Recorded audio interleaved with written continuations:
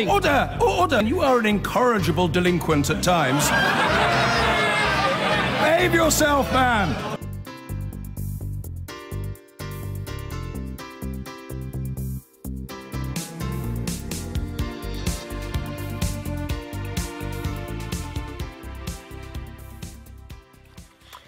Now, the extraordinary diplomatic storm has developed over tweets from US President Donald Trump. Yesterday, he retweeted 3 videos by Jada Franson, deputy leader of the far-right group Britain First, which campaigns against what it calls the rapid growth of militant Islam. The videos purported to show Muslims attacking Christians or destroying Christian icons.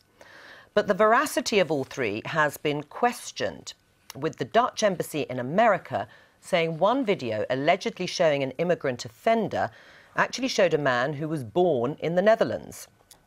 Theresa May's spokesman said it was wrong for the president to have done this, as Britain First seeks to divide communities while peddling lies and stoking tensions. And the spokesman said British people overwhelmingly reject the prejudiced rhetoric of the far right. Sajid Javid, the only Muslim cabinet minister, said the president endorsed the views of a vile, hate-filled, racist organisation that hates me and people like me. Well, Donald Trump's press secretary, Sarah Huckabee Sanders, was asked about the president retweeting videos whose circumstances he knew nothing about.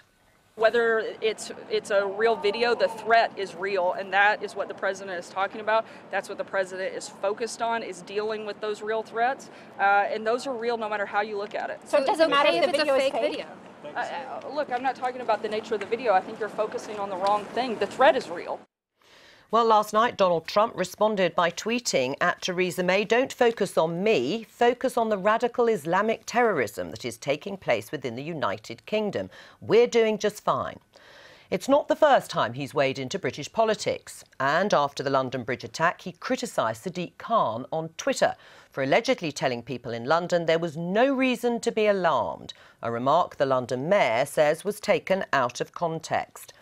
And after the attempted terror attack on the tube at Parsons Green Station, he tweeted without corroborating evidence that the people responsible had been in the sights of Scotland Yard. Well, the Home Secretary Amber Rudd has been speaking in the House of Commons on this matter this morning. We have been very clear.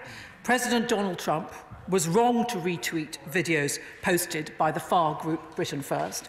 We have said so clearly in this House, and the Prime Minister has said so clearly online. We will continue to speak freely and frankly when it takes place. Amber Rudd. Well, let's talk now to Drew Lickerman. He's in Dundee and he's the chairman of Republicans Overseas in Scotland. Welcome to the programme. Should Donald Trump be retweeting fake news? I don't think should he be retweeting fake news? I think Donald Trump retweeted tweets that he saw that Ann Coulter, who's verified on Twitter, a well-known journalist in the U.S., retweeted. He saw that she retweeted an account with the verified check mark. I think that it was a mess up. I'm not defending him retweeting it, but I don't think Trump was willingly tweeting fake news or that he was tweeting fake news. But should he be retweeting something that hasn't been verified and, in fact, was contradicted by the Dutch embassy? No, and I've said publicly before, I think that Trump should undo the retweets of the 3 videos posted by the deputy leader of Britain First. Right. I mean, why is Donald Trump, in your mind, publicly rebuking one of his closest allies by criticising Theresa May? I think Trump, I'm not sure. I don't think he should involve himself with internal UK affairs the same way I criticized Barack Obama for trying to intervene in the Brexit election. I think that Trump is best staying out of internal UK affairs. But this was a very personal tweet to the Prime Minister of the United Kingdom. Is that wise? No, it's not wise, and I think Trump was trying to bring up serious concerns about radical Islamic terror, and he went about it the completely wrong way, which serves to hurt his cause. There's ways the UK and the US could be working together, looking much... they can come across much better than the way Trump did, so I think he went across it the wrong way. He retweeted accounts where he had no idea who it was, who the people were representing, so I think that it was I think it was a failure on Twitter yesterday is how I would put it. Right. I mean, what point is he trying to make? I think Trump is trying to make the point that radical Islamic terror is a serious threat. I think the point about the UK was the UK admitting Brits who went to go fight for the Islamic State in Syria back into the country. He's trying to make the point of unvetted immigration, whether it be Islamic terror or whether it be MS-13 crossing the border into the U.S. And like I said, I think he did not make the point well. If anything, he served to hurt the point. Right. So you think he's done more harm than good? Exactly. I think Trump wanted to bring up great points and he went about it the wrong way. He retweeted people. He didn't know who they were. He didn't know what organization they're with. I mean, virtually nobody in America has heard of Britain's First, and I guarantee you, I mean, I've been very involved in UK politics. I've lived in the UK. I had never even heard of Jayden Franson, the leader that he retweeted. But you're not the President of the United States. I mean, you've said it's done more harm than good, that it might, to some extent, have put pressure on, if not risked, the so-called special relationship between the United Kingdom and the United States. And the Muslim cabinet minister here in the UK says that the President of the United States has endorsed the views of a vile, hate-filled, racist organisation that you say you haven't heard of and obviously the President hasn't heard of, that hates me and people like me.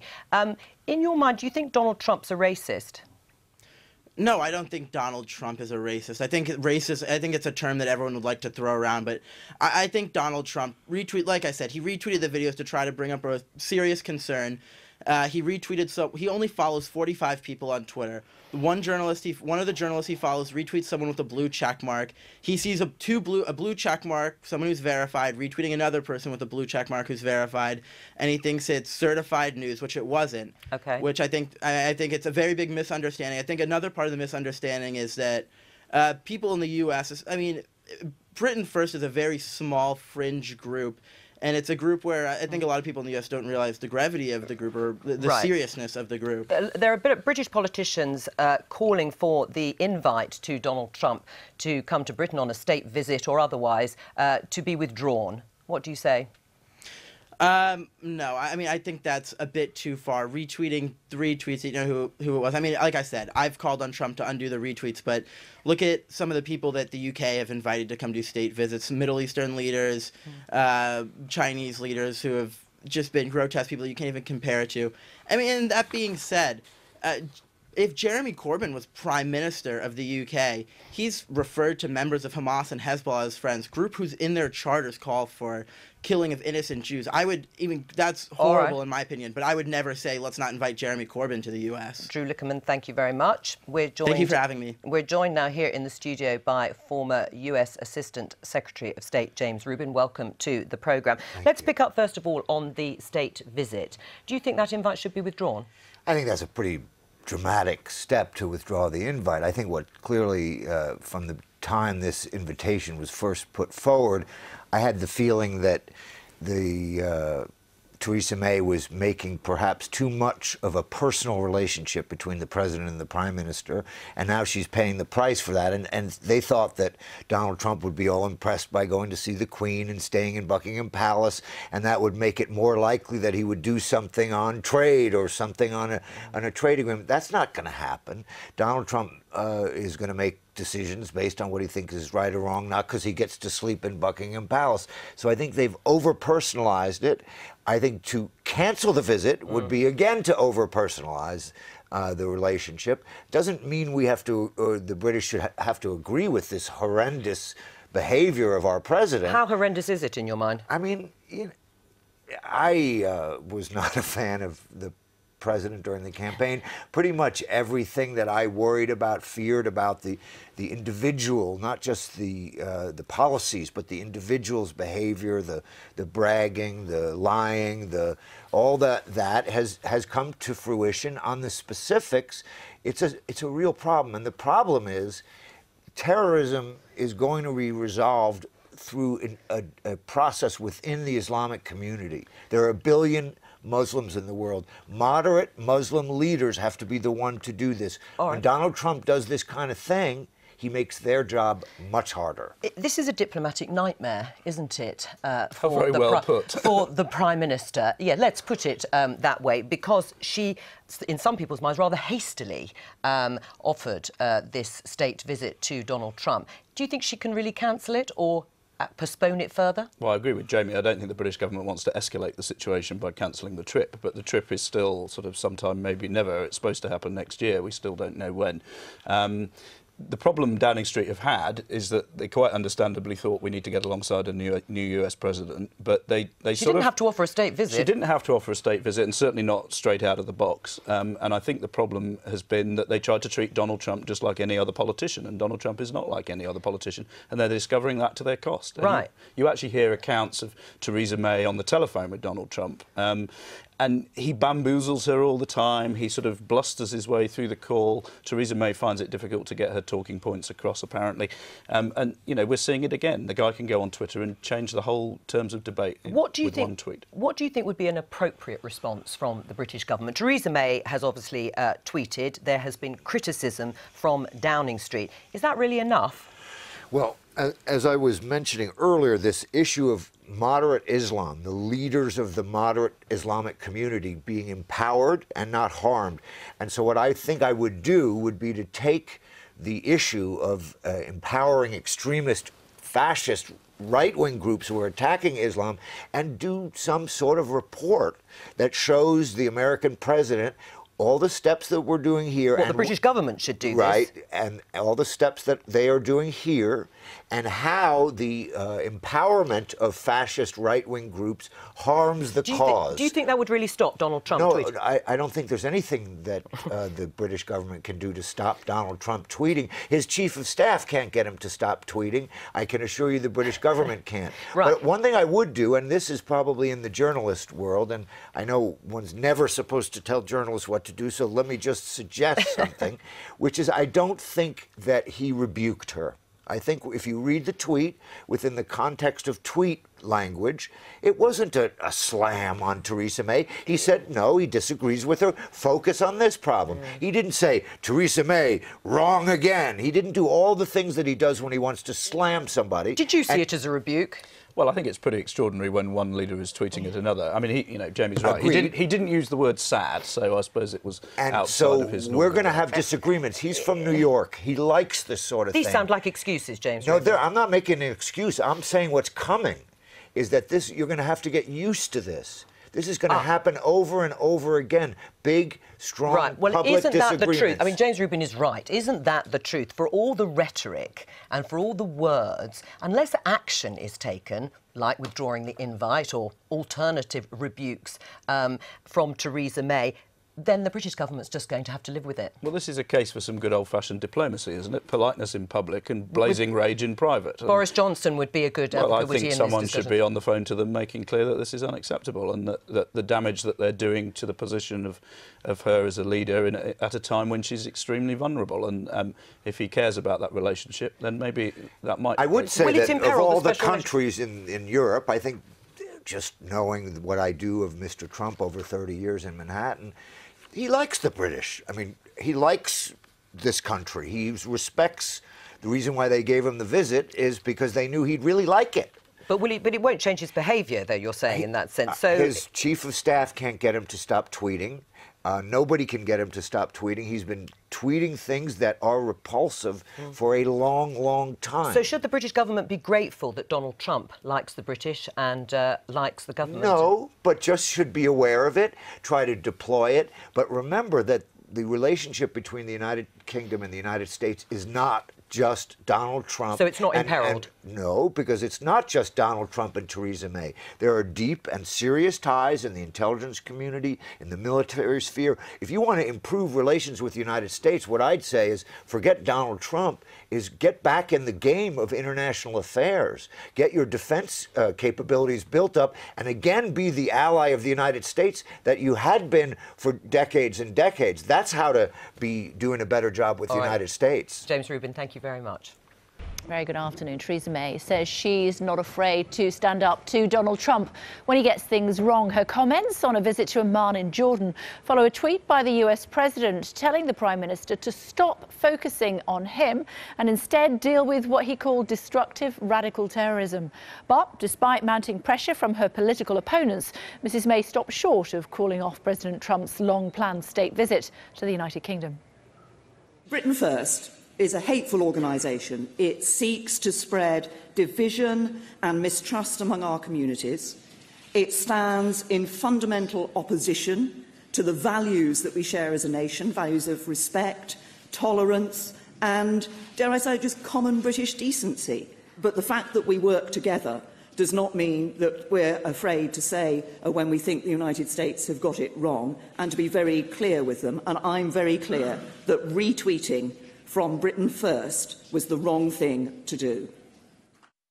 This is a long-term special relationship that we have. It's an enduring relationship that is there because it is in both our national interests for that relationship to be there. And as Prime Minister, I'm clear that that relationship with the United States should continue. I think it is in the interests both of the United Kingdom and the United States and of the wider world.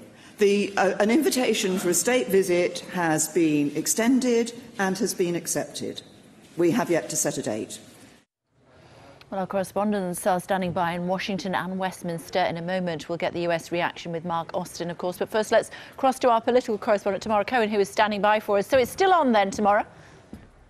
It would seem that it is still on. I mean, it's pretty unprecedented in recent years for a Prime Minister to slap down a US president in this way. But then Donald Trump does not behave like other presidents, which is why Theresa May didn't pull her punches in saying that Britain First is a hateful organisation and that she thought the president was wrong to have retweeted their comments, saying that the fact that we have a special relationship doesn't mean that she can't call it out. Now, she didn't engage in any tit for tat about his later tweet in the early hours of the morning saying that Theresa May should concentrate on tackling Islamic radicalisation. She said her record on that speaks for itself. But on the question of the state visit, she said the invitation had been put out there and it was not going to be withdrawn, although she said no date had been set for the visit. Actually, it was due to take place potentially even this year. There's now been discussion in government of it being early next year. Perhaps that's going to be kicked into some very long grass. But Theresa May did not bow to calls from Labour MPs and others that she should call the whole thing off or even haul in the US ambassador for a dressing down. So it seems that while she is keen to condemn the remarks, and we've had condemnations from her official spokesperson as well and from senior members of her cabinet, including Amber Rudd in the Commons this morning. She clearly doesn't want to get into an extended diplomatic row with the US about this, although when you look back at those pictures we just saw of her holding Donald Trump's hand in Washington back in January, you wonder how she looks back on that and whether she thinks potentially it was a bit hasty. OK, for now, thank you. Let's bring in Mark, should we, who's standing by now, as I said, in Washington. Mark Austin, I mean, he knew that he wasn't going to get banned from the UK, didn't he? Or was he not even thinking about it? Well, I'm not sure he's even bothered. Look, this is a very different president, believe it or not, Kay, who behaves in a very different way. He doesn't care. He won't change. And for Theresa May to call him, what was it? Well, to say it was the wrong thing to do, that won't bother him either. In some ways, you know, he'll wear that as a badge of honour. Donald Trump hasn't torn up the presidential rule book here. Donald Trump hasn't even bothered to take it out of the Oval Office desk to read it. And on these videos, these awful videos, this is what Trump believes. Trump believes that immigration and free movement in Europe has been bad for Europe. He thinks it's been bad for the UK. He thinks it's led to Islamic terror, which he says and tweets repeatedly is a real problem in the UK. This is how he thinks. And it's a disgrace, but look at what he's trying to do here. Look at the attempted ban on immigrants from mainly Muslim countries. Now that's tied up in legal argument at the moment and hasn't happened, but that's what he wants to do. The White House, frankly, have given up trying to stop him tweeting. I know for certain the State Department have, because I spoke to someone there who was very worried about all the tweets he sends out about North Korea and Little Rocket Man. He was up at it again today. So I don't think Theresa May is going to worry him particularly about either telling him it's the wrong thing to do, or if she does eventually, threaten to stop this visit. I should just tell you that Kim Darroch, the British ambassador here, has just tweeted himself, and he says British people overwhelmingly reject the prejudiced rhetoric of the far right, which seek to divide communities and erode decency, tolerance and respect. British Muslims, he says, are peaceful and law-abiding citizens, and I raised the concerns with the White House yesterday. But as I say, Donald Trump's not going to change. It really is, I think, Kay, up to Britain to decide whether they want a relationship with Donald Trump in these circumstances, and if so, what sort of relationship. We've got you, Mark. There's been much speculation over the last few months about the role of the Secretary of State and how long he might be staying in post. That speculation raising its head again today. Yeah, there's an article in the New York Times online in the last hour or so suggesting that Rex Tillerson will be moved from his position as Secretary of State and replaced by the CIA director. Now, look, it's well known that Trump and Tillerson don't get on particularly. Trump wasn't very happy when Tillerson basically said that there was room for diplomacy and talks over North Korea the day after Donald Trump said there was no room for diplomacy and talks, that the North Koreans weren't interested. So he didn't like that. They don't get on. Tillerson had to go on television recently and basically say that it's fine, his relationship is fine with Trump. The very fact he had to do it means that it's not fine, of course. Whether this happens or not, I don't know. There's been speculation for some time, Kay, but we'll have to wait and see in the next few weeks whether that comes to pass. Mark, Tamara, for now, thank you both very much. Thank you. More now on our top story, the controversy surrounding Donald Trump's retweets of videos by the far-right group Britain First. In the Commons, opposition MPs lined up to condemn Mr Trump's planned state visit to Britain. This was not an accident, it wasn't stupid, it was deliberate and intentional. And the evidence of that is even after the Prime Minister said he was wrong, he decided to stand by Britain First. And I say to the Home Secretary, it's no good saying we've been robust. You've been robust before, it's not made the blindest bit of difference. He's a repeat offender and it will go on and on and on. You cannot stand up to this kind of action. You cannot stand up to horrible racism or pretend to do so and invite the man in through the front door. Labour MP Chris Bryant there joins us now live from Westminster. Hello to Mr Bryant. Thank you for joining us on Sky News this afternoon. You can't ban the President of the United States, can you? I think you can. I mean, I don't think anybody should be above the law. Not a Prime Minister, not a head of state, not anybody. And I tell you for why. Because when, in this country, it is a criminal offence to incite religious or racial hatred. And that's what the woman that this man has been retweeting, that Donald Trump has been retweeting, has been convicted for in the past and is facing further charges for at the moment.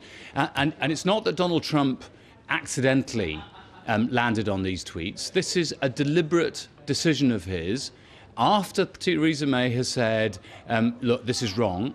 After that moment, so you can't just have, accidentally come across these videos and retweeted them. After that, he'll have looked at them and he's gone, you know what, I stand by Britain First. And that's a racist organisation full of fascists. We don't normally allow racists and fascists declared as such to come into this country. When Theresa May was Home Secretary, she banned, for instance, Tyler, the Creator. She banned a whole series of white supremacists from the United States of America, quite rightly in my view, because she thought that them coming to this country would not be conducive to public peace and harmony in this country.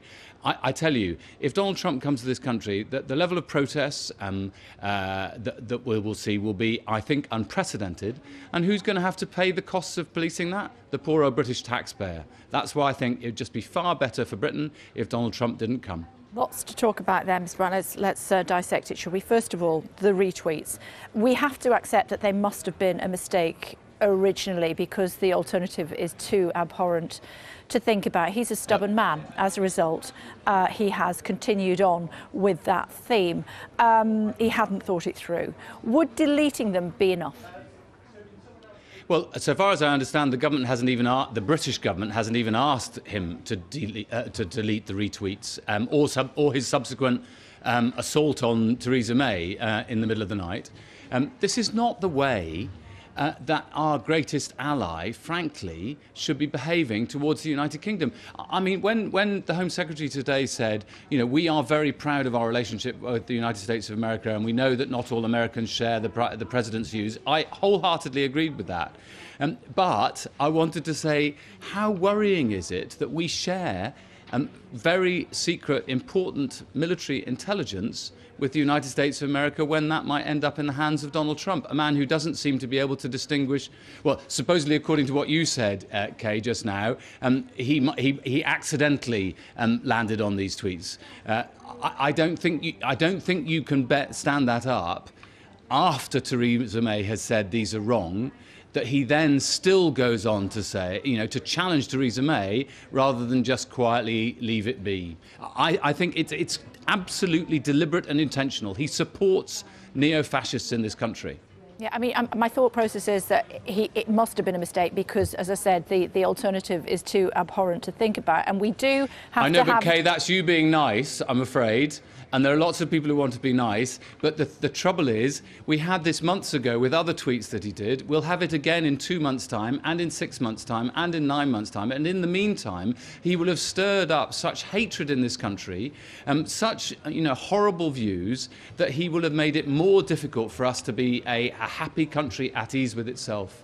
Will he, or do we actually really care that much what the President of the United States thinks when it comes to our own policy at home? Look, Britain First has no followers. It never manages to get anybody elected. When they tried to have a march last year, I think 9 people turned up. But suddenly now they've got the President of the United States of America with I don't know how many million followers concentrating on Britain First. Yes, he has promoted fascist propaganda in this country. He has promoted fascism. And you can't, as Home Secretary or Prime Minister, just say, oh, look, we completely condemn all of that, and then invite him in through the front door. There just has to come a point at which Theresa May has to discover a backbone. And my anxiety about all of this is, you just covered the story about what's happening in relation to the border in Northern Ireland. My fear is that the reason Theresa May zoomed off to the United States of America to become best buddies with Donald Trump was because she knows that we're going to have to rely on the United States of America after Brexit. That's the point, I think this is one of the biggest, stupidest examples of Britain cutting off its nose to spite its face. But that's the point, though, isn't it, Mr. Bright? We need a relationship with the United States, and our relationship with the US is bigger than just the man. Yes, we need a relationship with the United States of America, and there are, I've had hundreds of Americans tweeting towards me today saying you are absolutely right to say he shouldn't, we'd prefer it if he left the United States of America and didn't come back. There are lots of good Americans. But I just say you cannot simply gloss over in a relationship between friends when the head of state or the head of government in another country attacks your head of state and promotes or gives credence to neo-fascists in your country and people who are trying to purvey hatred. You just can't gloss over that. You either have to, I think Theresa May, she should have, instead of holding his hand, she should be ringing him up today to say, listen, mate, you've got to stop this. You cannot come to the United Kingdom. If you come to the United Kingdom, we will have to spend millions of pounds on policing events just to keep you safe. He's likely to come and open the new US embassy on the South Bank at some stage early next year. He's coming. That's all there is to it, it would appear. How should that be handled? I bet you he won't come. I bet you he won't come. He's a narcissist. He loves people to love him. And I think he will have seen, incidentally, your report earlier, I'm not having a go at UK, don't worry, but your report earlier suggested that it was only people on the opposition benches that were having a go at Donald Trump. I have to say this time it was a lot of Conservatives as well. I think that there was unanimity in the House, and even the Home Secretary, she was doing it a bit nudge, nudge, wink, wink, but she was clearly suggesting that they are considering whether Donald Trump, if he tweeted this whilst he was in the United Kingdom, would have committed a crime, namely inciting people to religious or racial hatred. And if that is a crime, then he's going to have difficulty. It won't be the police protecting him, it'll be the police arresting him. But it would be a diplomatic furore, though, wouldn't it? It would be a diplomatic furore if the president of the leader of the free world was to be banned, basically banned from the United Kingdom after an invite was given by Her Majesty the Queen. Well, the invite was ludicrously and preposterously advanced in a way that has never been given to any American president in the first year of their term in office. Absolutely ludicrous by Theresa May, a ludicrous failure of judgment, I think, by her personally. But just watch this space. I bet you he won't come, because they will know that it'll be a diplomatic incident. Whatever happens, if he comes, it'll be, it'll be a terrible saga. If he doesn't come, it'll be less of a terrible saga. So my guess is, in the end, he won't come at all. What should we bet? That you'll run naked down Whitehall? Okay, you've been asking me to do that for years, I know, but that's just not going to work. And anyway, I'm not a betting man.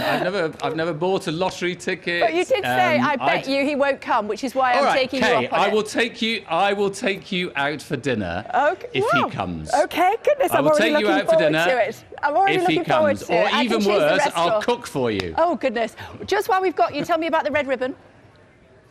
It's International AIDS Day, obviously tomorrow, and I mean, in my time, when I was a young gay man, I remember so many of my friends losing friends who died to AIDS, and the stigma that was attached was horrendous. We've still got more work to do around the world, making sure that AIDS is no longer a death sentence. We've got to make sure that the stigma is taken away from it. So HIV and AIDS, it's one of the things we all commemorate today and tomorrow. Okay, good to talk to you as always, Mr. Wright. Thank you very much indeed for joining us on Sky News. Thank you. Following his retweets of the far-right group Britain First, Theresa May's decision back in January to invite Mr. Trump on a state visit raised eyebrows, coming just 7 days after his inauguration, while many other US presidents have had to wait several years. Since then, the date has repeatedly been put back after threats of protests and millions of people signing a petition calling for him to be banned from the country. So, what should the government do now? Should they cancel Donald Trump's trip entirely? Joining us from central London is the Guardian columnist Owen Jones, a co-founder of the Stop Trump coalition, and also Freddie Gray, the deputy editor of The Spectator. Hello to you both. Thank you for joining us on Sky News this afternoon. Freddie, to you first of all, if I may, how on earth can a man who retweets this sort of vitriol that potentially could divide our nation be allowed in the country? Well, I mean, I think, let me first of all say that I think Donald Trump was entirely wrong to retweet Britain First. I think everybody pretty much agrees on that, and I think Theresa May is right to say that he was wrong. However, I do think we need to distinguish between Donald Trump, the lunatic on Twitter, and Donald Trump, the President of America. I mean, it's unfortunate that we have to, but we do. And Twitter is mad, whereas diplomacy matters, and I think, particularly with our relationship to America, with Brexit approaching, like it or not, it is approaching, it's important that we have a good relationship with America, that we keep America on side. And I'm afraid that does mean dealing with Donald Trump. That does not mean grandstanding against him because he's a silly man who does silly tweets. We've just got to hold our nose, Owen Jones, and let him come. We can't ban the leader of the United States. Nobody's talking about breaking off relations with the United States. He was extended an honour, a state visit, which many US presidents haven't even had themselves, and which no US president has ever been offered as quickly, as promptly as Donald Trump. Let's just put into perspective, because Freddie there was very blasé, to say the least. Last year, a Labour MP, Joe Cox, was murdered by a neo-Nazi terrorist wielding a gun and a knife who yelled Britain First. This year, an Islamophobic terrorist ploughed his car into a mosque, the worshippers outside. The President of the United States has used his platform to promote far-right neo-Nazis in Britain. It is an extraordinary turn of events, not something which can be idly dismissed as a bit of stupidity on Twitter. He has used his platform, the most powerful man on earth, to promote the British neo-Nazi movement. You saw today that MPs across the board, not just people on the Labour Party, members of Theresa May's own party, expressing their disgust at a man that many of them described as a fascist. If you think for one moment it will be acceptable to people in this country that this man can come to Britain, have the red carpet rolled out in an extraordinary honour and privilege, which is what a state visit is, without millions of people showing their anger and dismay, then Theresa May is in for a very, very nasty shock. OK, Freddie, what he said. Well, I think that, you know, we rolled out the red carpet for China in 2015. The Chinese government commits very serious human rights atrocities. Trump, for all his tweeting, has not done that. So, I think we need to distinguish between political statements and actual statecraft and diplomacy. And I think it's really important, particularly at this stage in relations with Britain and the rest of the world, that we don't get into war of words with the man who is, you know, you may hate it, but the most powerful person on earth. Well, again, no, let's just... Go on. Look, what we're talking about here is a president who's actually intervened in our internal affairs to promote and support propaganda by the British neo-Nazi movement. I have to say, I'm not that surprised, I have to say, by Freddie being so blasé about it, because there was a broader point here about bigotry and racism. The Spectator magazine, which you yourself... Let me finish. No, I haven't said that about you. I'm going to talk now quickly about your magazine, because this is all interlinked, and you'll see why.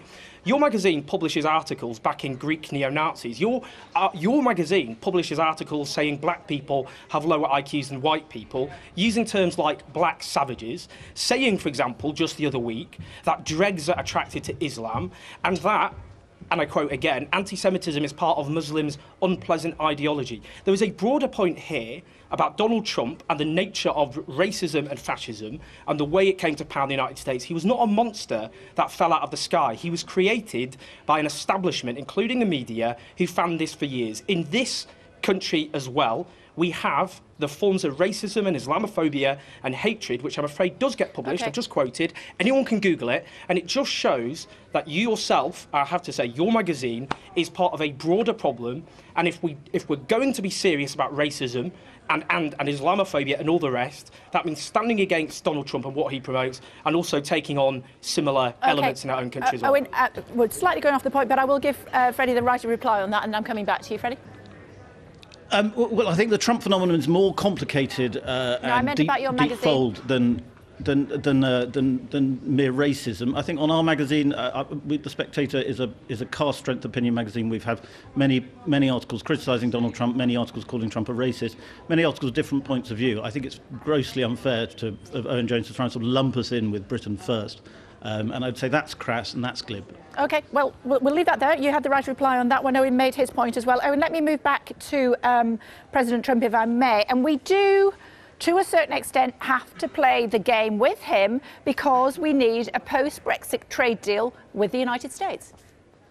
Well, I've heard this. I mean, this argument. Look, I mean, Theresa May barely has any influence over her own cabinet, let alone a president of the United States who doesn't even listen to elements of the US political establishment. The fact is, clearly, as a separate issue, if we're going to talk about going off the point, the British government at the moment is extremely weak and feeble and is screwing up negotiations with the EU. I think this obviously demonstrates why we have to get a good deal with the European Union, because otherwise we're going to end up going off and becoming a stooge of a man who supports promotes British neo-Nazi propaganda, as well as all sorts of other unpleasant bigotry, misogyny, and you name it. I don't think most people in this country want to end up as the puppet of Trump's United States of America. And I have to say, again, we should be very clear that there is another America. Most Americans did not vote for this man. There was the America of the civil rights movement, the America of the LGBT movement, of the America that fought against racism and bigotry. They abhor this man. And I think we want to be on the right side of history in America, because Trumpism isn't going to be around forever. And if Britain ends up being seen, our government ends up being seen as close allies of Donald Trump, then I think that will enrage many Americans in the years ahead.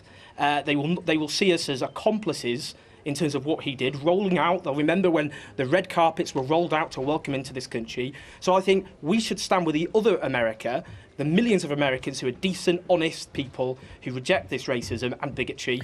And that means, I think, taking a stand and being courageous. Freddie, we have to accept that it was a mistake, these tweets, to start with, because if it wasn't, as I was saying to Chris Bryant earlier on, my goodness me, where will that take us? So we have to accept that when he retweeted this stuff, he didn't, A, look at the content. Some of it was fake, hashtag fake news, and he also didn't realise what Britain First was. He has been made very clear and very aware of that since, and rather than delete it or say mea culpa or whatever, he has gone head on with our Prime Minister and challenging her online. We've seen some of the stuff that he has said to the Prime Minister overnight on Twitter, his chosen platform. He's not backing down. We have to stand up to him.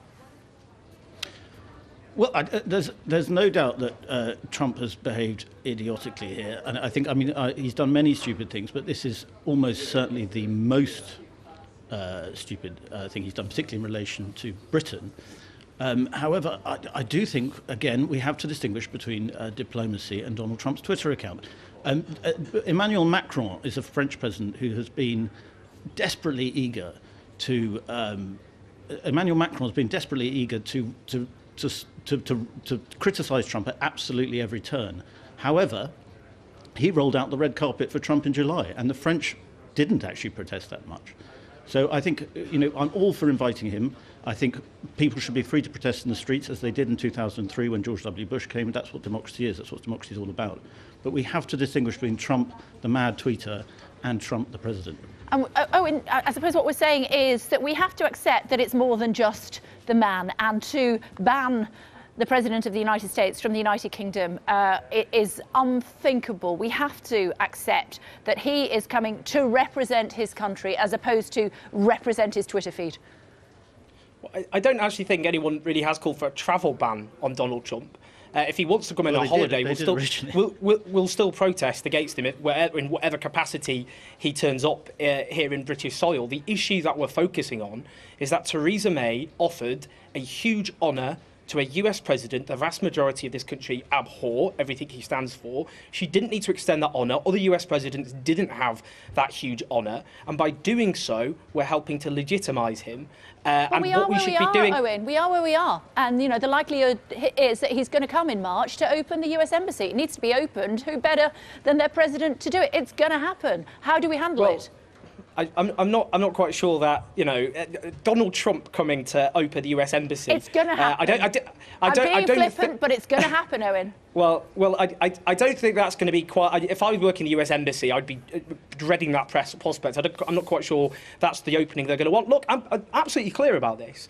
If Donald Trump sets foot on British soil, and we already organised earlier in this year with 36 hours notice, tens of thousands of people took to the streets in cities and towns across the country. If Theresa May makes the grave mistake of continuing to offer a huge honour to the President of the United States, who has propagated neo-Nazi material, British neo-Nazi material, then a huge number of people, decent people, will take to the streets rejecting racism and Islamophobia and bigotry that he represents. And that is what Theresa May, she will face a whirlwind of protest. And she should know that she has a very, very weak, fragile, feeble government. Does she really want the prospect of some of the biggest, angriest demonstrations in British history under her watch? Let me put that to Freddie. Civil or other disobedience on her watch because she didn't listen to the views of the people, Freddie? Well, I don't know about civil disobedience, but I'd certainly agree with protesting. I mean, if Trump does any more tweets like yesterday, I'd be tempted to join the protest. But I think that's a healthy thing. I think people protesting against presidents, they did it in the Philippines against Trump a couple of weeks ago. I think that's democracy. That's what democracy is all about. And I think people should be able to protest against a figure, and that should be encouraged, in fact. OK, but I do we're think almost out of time. Owen, you're being undemocratic. There's nothing undemocratic about us exercising our freedom of expression, the freedom to protest. And as I've said, it's not an attack on the freedom of Donald Trump. That's not quite what he was saying. It was the point of being undemocratic by suggesting that the president shouldn't come. Well, there's nothing undemocratic about the British government or the British Parliament making a decision that a foreign leader should not have the right to have a huge honour bestowed upon them. As I've said, he doesn't need this honour. Lots of presidents haven't had it. And I think Britain should be able to hold its head high internationally, show that we're not a poodle, we're not a puppet of this man, that we're courageous, that we will stand against bigotry and racism. And I think that will do our reputation an enormous amount of good if we did that. Chaps, we're out of time. It's good to talk to you. Thank you both for your views this afternoon. We really do appreciate it. Britain's ambassador to the US has visited the White House to raise concerns about President Trump's tweets concerning a British far-right group and then about the Prime Minister herself. Earlier today, Theresa May said Donald Trump was wrong to share the videos from an extremist group called Britain First, but she rejected calls to cancel his state visit to the UK next year. More from our political correspondent Alex Forsyth, who's been with the Prime Minister on a visit to Jordan. This was a trip focused on building relationships around the world. But while Theresa May was meeting kings and ministers in Jordan, yes, well, there are many challenges. A major diplomatic row was brewing elsewhere. President Trump had been personally rebuked by Downing Street for sharing far-right videos online. His response to Theresa May, on Twitter of course, "Don't focus on me. Focus on the destructive radical Islamic terrorism that's taking place in the UK." Madam Prime Minister. Her tour of the Middle East suddenly required diplomacy of a different kind. The fact that we work together does not mean that we're afraid to say when we think the United States have got it wrong, and to be very clear with them. And I'm very clear that retweeting from Britain First was the wrong thing to do. He tweeted effectively telling you to stay out of his business. Is that acceptable behaviour from a supposed ally? It's an enduring relationship that is there because it is in both our national interests. So what of the much-anticipated state visit to the UK by President Trump? An invitation for a state visit has been extended and has been accepted. We have yet to set a date. Thank you. In her speech here, Theresa May had little choice but to respond to this tweet. It was aimed directly at her. This, another test of her leadership, how to maintain authority, yet de-escalate a potential row with a friend. The US president, forging friendships of his own, and you have been a great friend, and we appreciate it very much. And has so far shown little regret for his original tweets, sharing videos from the far-right group Britain First. Thank you very much, everybody. Thank you. The Community Secretary said he'd endorsed the view of a vile, racist organisation, and he'd refused to let it go and say nothing. And he wasn't the only politician to express a view. She should never have invited him within a few weeks of him being elected. Every other American president has had to wait for years. They have to settle down, and we have to be sure about who it is that we're inviting. It's very difficult to see how you can continue to rely on the goodwill of somebody who is fundamentally evil, racist, completely contrary to our own set of values. So while the Prime Minister practiced diplomacy in the Middle East, relations elsewhere were tested. Theresa May once again under scrutiny, not just at home, but around the globe. Alex Forsyth, BBC News, Jordan. President Trump's now infamous retweet of inflammatory posts from a British far-right group have been roundly condemned by politicians of all shades. His actions were called offensive. Some have called for him to be charged with inciting racial hatred and for a proposed state visit to the United Kingdom to be cancelled. The controversy completely overshadowed Theresa May's Middle East trip. She said he was wrong, but diplomatically perhaps stressed the special relationship between Britain and the US would continue. Here's our political correspondent, Michael Crick.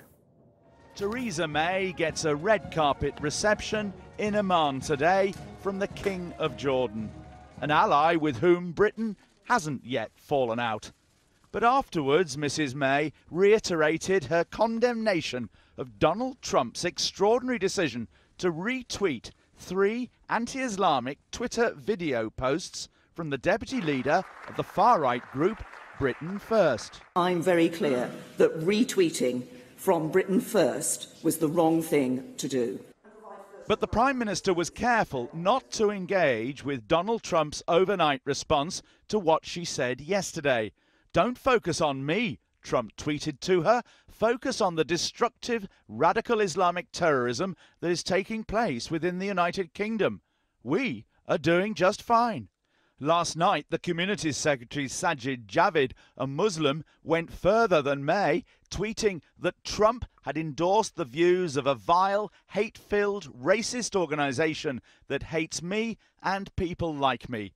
"He is wrong," he said, "and I refuse to let it go and say nothing." It's a pretty low point in the partnership between English-speaking democracies forged in war and commemorated here in bronze. In the 1940s, Churchill and Roosevelt were brought together as allies in the war against fascism. Today, 75 years on, their successors, May and Trump, are falling out over their response to right-wing extremism. Indeed, it's hard to think of a time in modern history where the leader of one country has condemned the other in such strong language. Yet it was all so lovey-dovey when he held her hand in January, only a week after becoming president, and she handed him an invitation she must surely now regret. I have today been able to convey Her Majesty the Queen's hope that President Trump and the First Lady would pay a state visit to the United Kingdom later this year, and I'm delighted that the President has accepted that invitation. But Labour MP after Labour MP urged in the Commons today that visit be cancelled. Britain First gets its succour from spreading its poison and its extremism online. That is how it works, and the President of the United States has just given it a rocket boost in promoting hatred in our communities. Action is needed now, not a slap on the wrist. Cancel the state visit. If he's allowed to come to this country now, he should be treated as anyone else who breaks the law and charged with inciting racial hatred. The government should withdraw the invitation. And this was the Home Secretary's oft-repeated response. Mr. Speaker, an invitation for the visit has been extended and accepted, but the dates and the precise arrangements have yet to be agreed. Which rather left one thinking dates might never be agreed. But she was keen to stress wider issues too. And as Home Secretary, I can tell the House that the importance of the relationship between our countries, the unparalleled sharing of intelligence between our countries, is vital. It has undoubtedly saved British lives. That is the bigger picture here, and I would urge people to remember that. Nonetheless, the British ambassador to Washington revealed in yet another tweet today that he's complained to the White House about Trump's retweets. British people overwhelmingly reject the rhetoric of the far right, he said. British Muslims are peaceful and law-abiding citizens. Michael Crick reporting. Well, we're joined now in the studio by the Labour MP Yvette Cooper, who we saw in his report, and the Conservative MP Tim Loughton. Both are on the Home Affairs Select Committee. Well, Yvette Cooper, there's been criticism of Trump before, but the scale of this is something unprecedented, and the scale of this for any American president is unprecedented. We've crossed kind of Rubicon. Well, I think it's really unprecedented what he has done, because he chose to promote the tweets from this far-right extremist organisation in the United Kingdom. And this is an organisation which spreads poison and hatred, tries to demonise particular communities. And to do so repeatedly, and even then when challenged, to end up effectively taking their side rather than the Prime Minister of Great Britain. So I think that is a shocking situation for us to be in, and we have to be very firm in taking a stand against online extremism, wherever it comes from. Do you think he knew what he was doing? Who knows? Who knows whether he knew what he was doing, whether he knew what this organisation was, and so on. But look, he has form in this area, and that is obviously what is so disturbing about it. But I think when it comes to something like this, you can't pander. We do have a really important special relationship and intelligence sharing with the United States. That has to continue. We should never put that at risk, and our institutions will continue to work immensely closely together. But we still have to also be very clear that he crossed a line and he has to be challenged for doing so. Tim Lawton, you are nodding your head, and clearly both parties are somewhat agreed on this issue. But the question is, can you divorce the special relationship from somebody who really does pose a threat to the well-being of our own society? Well, look, I think the special relationship is with the country of America and with the American people. It doesn't rely on one person who at the current time happens to be President Donald Trump. And absolutely, Yvette is right. We need to continue and to improve that special relationship for all the security reasons. It's somewhat ironic that this crass meddling, to put it mildly, in UK domestic matters is promoting a group which is really not helping on the war against terrorism. And just because this group's called Britain First, which sounds a bit like America First, perhaps he's confused it as something he should be promoting. He's now given the oxygen of publicity to a group that is very much on the government's radar, that has been peddling all sorts of vile hate. One only has to look at their manifesto, as if it's some mainstream branch of the WI. It's not. They're dangerous. He shouldn't be giving them oxygen. Well, I posed the question at the top of the programme. Should he be coming here on a state visit? Can you really imagine the Queen in an open-top carriage with Donald Trump sitting next to her going down the Mall? Well, I think at the very least it would have to be a closed-top carriage. But look, I'm not going to jump on the bandwagon with saying he must not come here. That might worsen relations. He is making it really difficult for us to roll out the red carpet. And frankly, he is not going to get the sort of welcome that he wants when he comes here if he keeps on meddling and peddling this complete nonsense that is dangerous. Well, dangerous is a good word, because one really does imagine what kind of reaction there might be if he ever did come here. Actually, I noticed in Theresa May's invitation this year, perhaps she can wriggle out. Well, clearly unthinkable that he would come before the end of the year, but I think really unthinkable that we could possibly roll out the red carpet for somebody who seems to want to just continue to tweet this kind of extremism, and to give him the platform to be able to do so again, to be able to So let's cut to the quick. Would you say no? Let's cut it. I don't think you can have a state visit for him right now. I think my view was that the Prime Minister was wrong to extend that state visit to him in the first place, particularly so swiftly when we did not know what kind of president he was going to turn out to be. But he had form during the campaign, which really should have been tested before the invite happened. I think clearly the government is in a difficult position, even if it is one of its own making. But I do think they need to find a diplomatic route through this and out of this to make sure the visit doesn't happen. And really, if the US administration are wise about this, they will also be looking for a diplomatic route, not to put the government and the Queen in an impossible situation. Breaking with Europe and trying to isolate Donald Trump, I mean, we're beginning to lose friends. We're not beginning to lose friends, and absolutely we need to remain close to the United States. That does not mean failing to stand up when somebody happens to come out with this sort of arrant, dangerous nonsense. We are friends of the United States. That doesn't mean we have to agree with everything the current president actually has to say. Look, he's had state visits to China, to Japan, to France. We don't want to be the odd ones out and just exacerbate the situation, but this cannot go unchallenged. The Prime Minister and the Home Secretary absolutely right to stand up and challenge it. Tim Lawton and Yvette Cooper, thank you both very much indeed. Now, senior White House officials have briefed Reuters and the New York Times of the intention to remove the Secretary of State, Rex Tillerson, America's chief diplomat, in the next few weeks. Asked about reports while the White House press secretary, Sarah Sanders, was on duty, she said, as the president just said, Rex is here. There are no personal announcements at this time.